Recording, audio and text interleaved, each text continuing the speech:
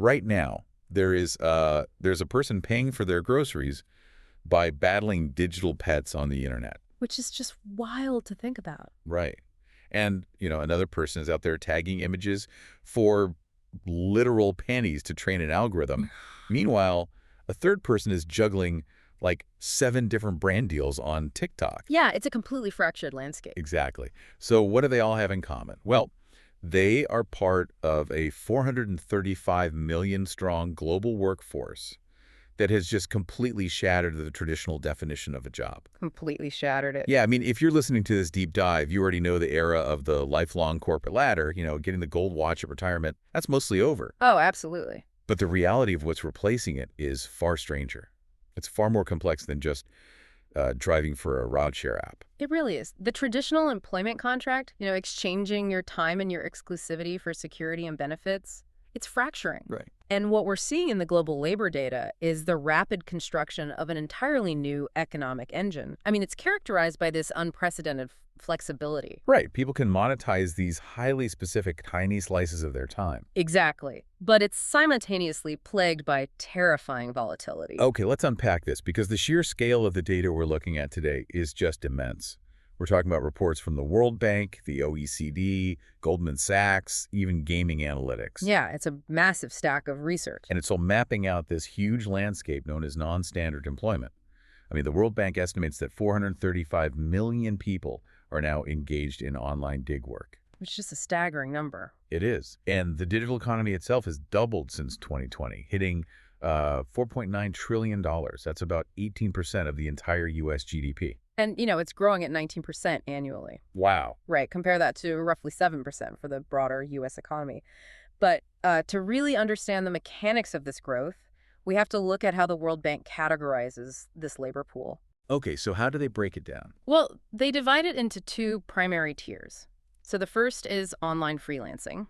These are, complex, project-based tasks. Like an architect designing a floor plan remotely or something. Exactly. Or a software engineer writing a specific module, a legal consultant drafting a contract. Okay, so that's the kind of specialized work a company historically kept in-house or retained a dedicated agency to handle. Right, but now they're sourcing it piecemeal from this huge global marketplace. Okay, that makes sense. But the second category is where the volume of human capital truly just explodes, and that is online micro work. Micro work. Yeah, these are hyper-segmented, intensely repetitive tasks.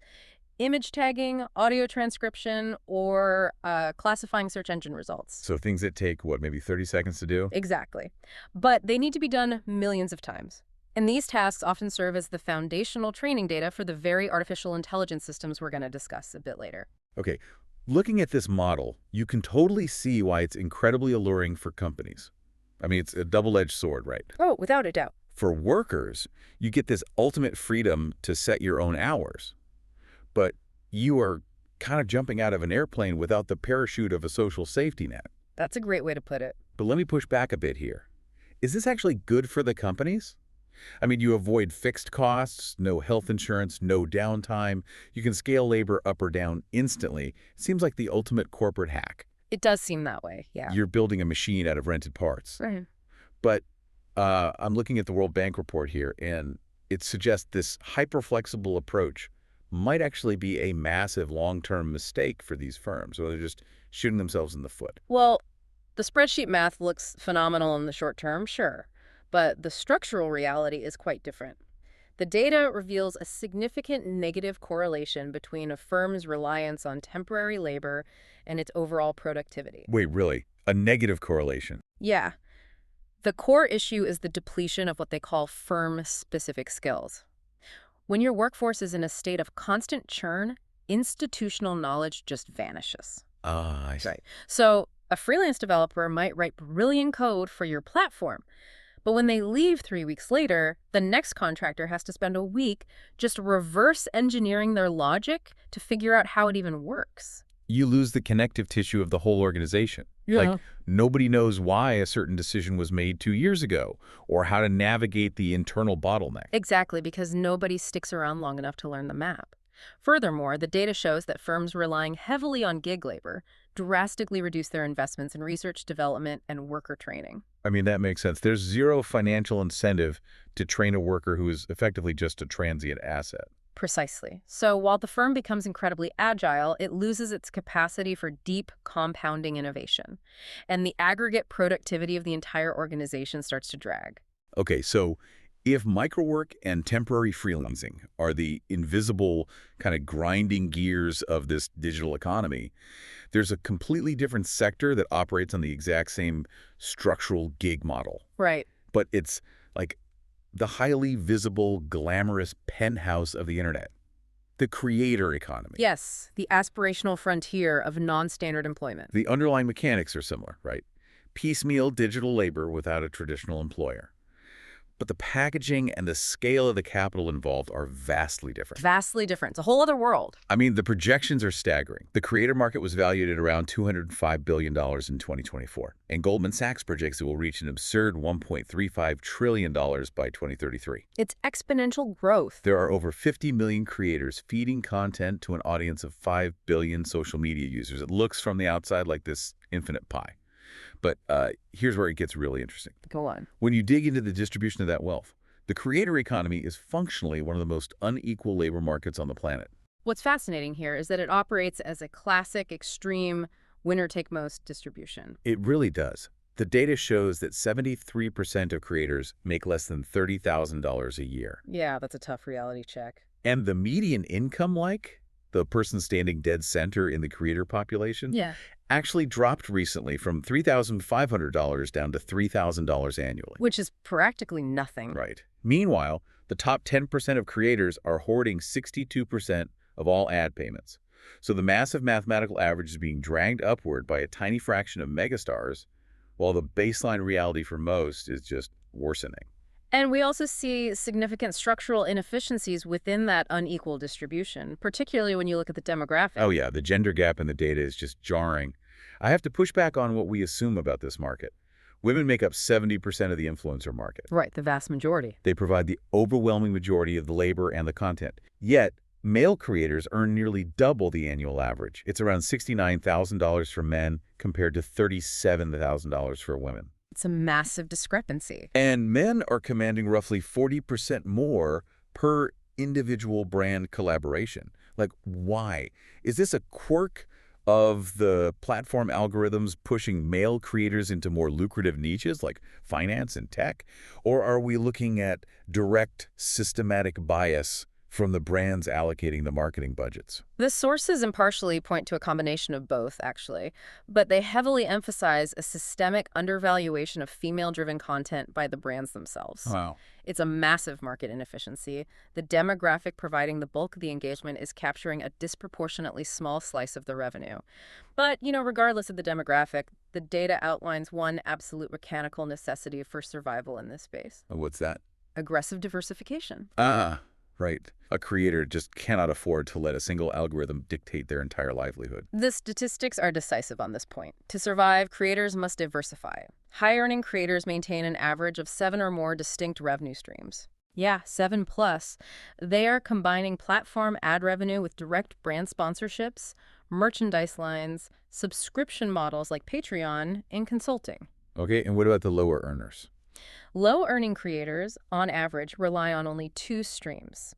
If you're listening to this and operating in this space, relying solely on a platform's built-in ad payout is a structural trap. Especially when you factor in the massive discrepancies between the platforms themselves. Exactly. Like creators who focus primarily on Instagram report an average annual income of over $81,000. Right. And that's largely because Instagram has this highly mature, frictionless ecosystem for direct brand partnerships. Right. The infrastructure's there. But TikTok creators, despite generating massive cultural momentum and virality, they're averaging closer to $44,000 because the monetization mechanisms are just less mature.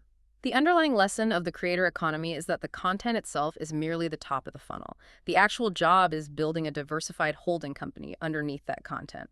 Okay, now, I want to take this concept of the digital hustle and push it to its absolute surreal extreme. Oh, here we go. We've talked about coding. We've talked about content creation. Let's talk about the gamification of employment itself. I want you to imagine a world where your gig isn't driving a car or filming a TikTok, but playing a video game. Let's look at Axie Infinity. Ah, yes. This represents one of the most fascinating and ultimately cautionary experiments in the history of non-standard employment. For those unfamiliar, Axie Infinity is a blockchain-based video game where players collect, breed, and battle these digital pets. Kind of like Pokemon, but with crypto. Exactly.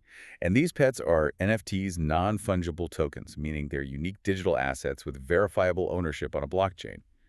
By winning battles, players earn an in-game cryptocurrency called Smooth Love Potion, or SLP. And this wasn't just imaginary internet points. No, SLP could be traded on crypto exchanges for actual real-world fiat currency. It created a mechanism where playing a video game became a viable, globally accessible labor market. Game analytics tracked the incredible real-world impact of this during the pandemic. We saw players in developing nations, particularly the Philippines, literally paying their rent, buying bags of rice, and purchasing baby diapers using the profits from battling digital pets. It's hard to wrap your head around. It really is.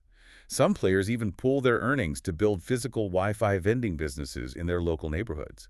The game achieved a 65% day one retention rate. Which is a metric mobile developers usually only dream about. Right. And digital real estate, like 9 plots of digital land in the game's universe, Lunacia sold for $1.5 million.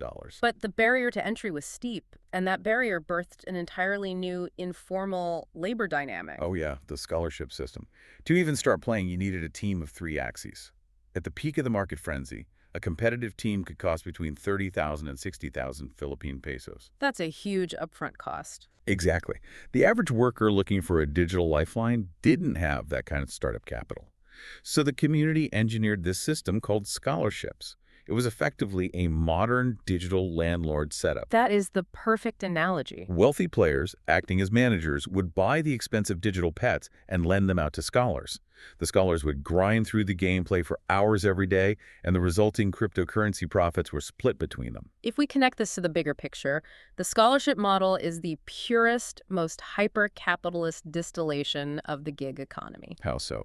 Well, the manager holds the productive capital and assumes all the market risk. The scholar provides the raw human labor and takes a cut of the daily revenue, but they acquire no equity in the assets they use and possess absolutely no job security. Right. It was a fascinating microeconomy, but it suffered from a fatal structural flaw in its tokenomics. The crash. Yes, the crash.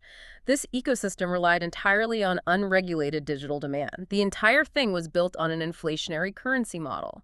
The game constantly generated new SLP tokens as players won battles. So the supply just kept going up. Exactly. And for that SLP to retain its monetary value, you needed a perpetual, massive influx of new players buying into the game and burning that token. It required infinite growth. Which is impossible. Right.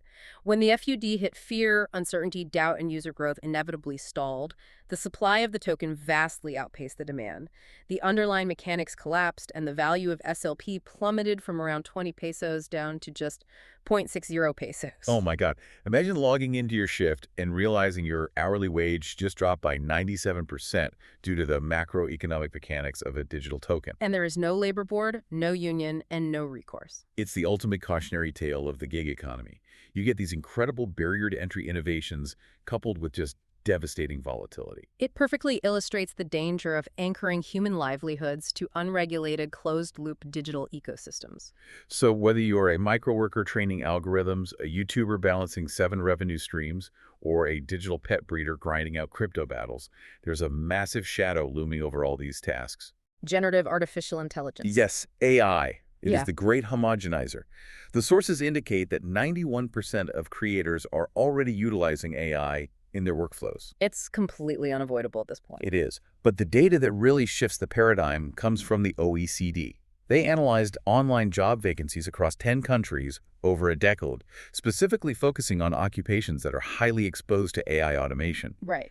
Now, the natural assumption is that as AI takes over, the workforce desperately needs to learn how to code Python or engineer machine learning models to stay relevant. But they aren't necessarily requiring workers to become AI coders. So what are employers demanding? That is the most pervasive myth in the current labor discourse, actually. The OECD data reveals that for the vast majority of workers in AI-exposed roles, specialized programming skills are not the priority. Okay, why not? Because AI itself is becoming exceptional at writing boilerplate code. What employers are actually demanding are the skills required to manage the deployment of the AI and the deeply human skills that the models cannot replicate. So we're talking about complex management, business process design, and social emotional intelligence. Exactly. The most in-demand skills in AI-exposed jobs are management and social or emotional skills. Over 50% of vacancies in high-exposure occupations now require at least one advanced social, emotional, or digital management skill. That makes total sense. A large language model can generate a brilliant marketing strategy in seconds, but it cannot sit in a room, read the emotional temperature of a hesitant client, and negotiate a complex project timeline. The human acts as the strategic interface. Furthermore, we have to highlight a crucial data point regarding vulnerability here. Right. The OECD report notes that women are currently concentrated in occupations that are more highly exposed to AI disruption. We are looking at administrative, clerical, and routine client information tasks. So the mechanisms of upskilling and transitioning these specific workers into roles focused on complex management and strategy isn't just an economic issue. It is a profound equity challenge. Absolutely. Yeah. And there was one specific skill requirement in the OECD data that really stood out to me: the demand for originality. Yes, originality is classified as a high-level cognitive skill. It is the capacity to synthesize disparate concepts into entirely net new ideas. And the demand for it has spiked, right? Dramatically. In places like Sweden, France, and Belgium, the explicit demand for originality in jobs highly exposed to AI moved from 25% to 33% of all vacancies. Which is fascinating. And it makes perfect sense when you understand the cognitive bottlenecks of a large language model. How so? Well, an AI is the ultimate historical synthesizer.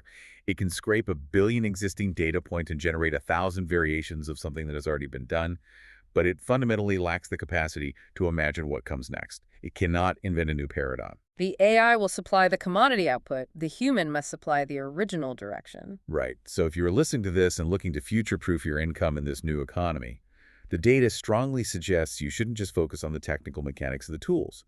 Don't just learn to code. Right. Double down on the human elements of collaboration, high-stakes negotiation, and original divergent thought. That is the path forward.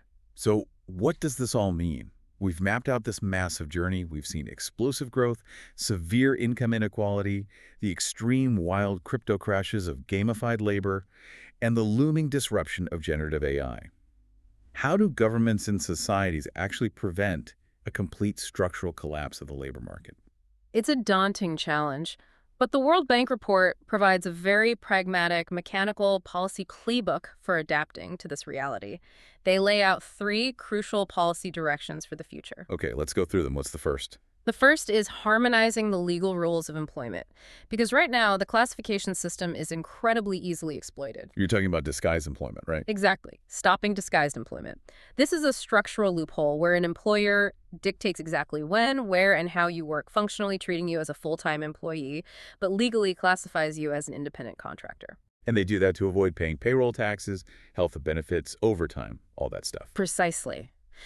To combat this, the report highlights using things like the ABC test in the U.S. to properly classify workers. Let's break down how the ABC test actually works, because it's a massive shift in the legal mechanics. It operates on a presumption of employment.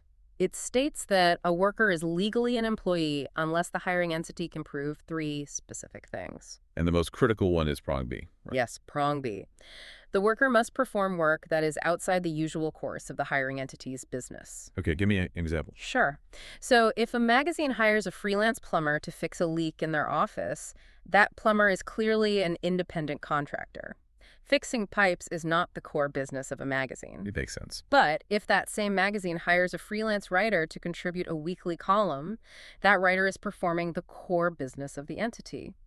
Under the ABC test, they must be classified as an employee and receive the corresponding benefits. It closes the loophole entirely. And the report also points to the Netherlands as an example of a different structural approach, doesn't it? Yes, the Netherlands model. They tackle the issue by harmonizing the baseline. They have incredibly high rates of part-time and variable hour gig work, But they adjusted their labor laws so that variable hour workers receive the exact same proportional legal protections as a standard 40-hour-a-week corporate employee. So the same regulations for safe working conditions, holiday pay, and minimum wage apply across the board. Exactly. It removes the financial incentive for a company to chop one full-time role into 4 precarious gig jobs just to avoid paying benefits. Okay, so the ADC test and the Netherlands model address the workers who are effectively misclassified full-timers. Right. But that still leaves a massive gap. What about the true gig worker? Right, the fragmented work. Yeah, the person who legitimately drives for a rideshare app for 2 hours, does freelance graphic design in the afternoon, and sells a digital course on the weekend. Traditional employer-tied benefits simply cannot map onto a schedule like that. Which brings us to the second policy intervention, Okay. portable benefits. Decoupling the safety net from the 9-to-5 employer. Exactly. The traditional social safety net was designed for the industrial era. Health insurance, unemployment, and retirement accounts were all physically tethered to a single corporate employer. The World Bank argues we must mechanically decouple the safety net and attach it directly to the worker. Creating, like, centralized savings accounts for unemployment or injury that follow the gig worker from platform to platform. Yes, so fractions of the revenue from the rideshare app, the design platform, and the core sales all feed into a single portable benefits pool that follows the worker regardless of where the income originates. It modernizes the safety net to match the reality of multi-stream income. That's brilliant. And the final policy direction focuses on the worker's capacity to adapt, which is lifelong learning, treating constant retraining as a necessity, not a luxury. Because the half-life of a technical skill is shrinking rapidly right now. The report highlights examples like Finland and Malta offering adult training subsidies and tax incentives for continual education. They're offering entrepreneurship courses specifically engineered for vulnerable gig workers facing AI displacement. Wow. We've covered so much ground today. We started this deep dive by asking how you define a job today. And what the global data clearly shows is that the definition of work has permanently evolved from a stable corporate ladder to a highly flexible, highly volatile digital web. It really requires a fundamental rewiring of how we perceive our own economic value. It does. And, I want to leave you with a final concept to mull over based on the data. If we synthesize all these points, the sources emphasize that top creators have 7+ income streams, gig workers need portable benefits, and AI demands constant lifelong learning. Right.